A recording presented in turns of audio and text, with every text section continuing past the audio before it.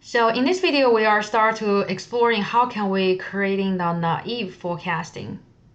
So in the lecture, I mentioned that for the naive forecasting is pretty much something a first grader can do. So we are using the most recent data to predict the next period value.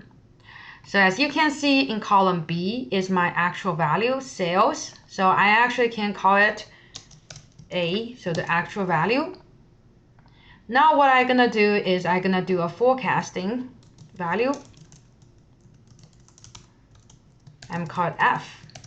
Okay, so for my forecasting value, I basically, when I'm in the week 2, I'm using the week 1's value to as my predicted value. So what I will do, instead of typing the 17, I'm gonna type in equal, and then I will select the value from B2 because that's the actual value from last period. Once I did it, and I'll push enter. Well, I'm doing this way because if you are using Excel have a drag down function. It will automatically updating all the value for you.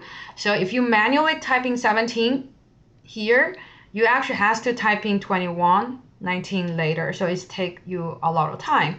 So the best way to do is more efficiently is to use the function equal to the sales value. Okay. So once you do that, move the mouse to the right down corner and then drag it down.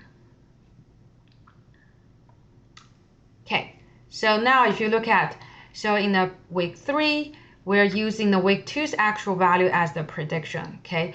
So this kind of prediction is called a naive forecasting, right? So naive forecasting.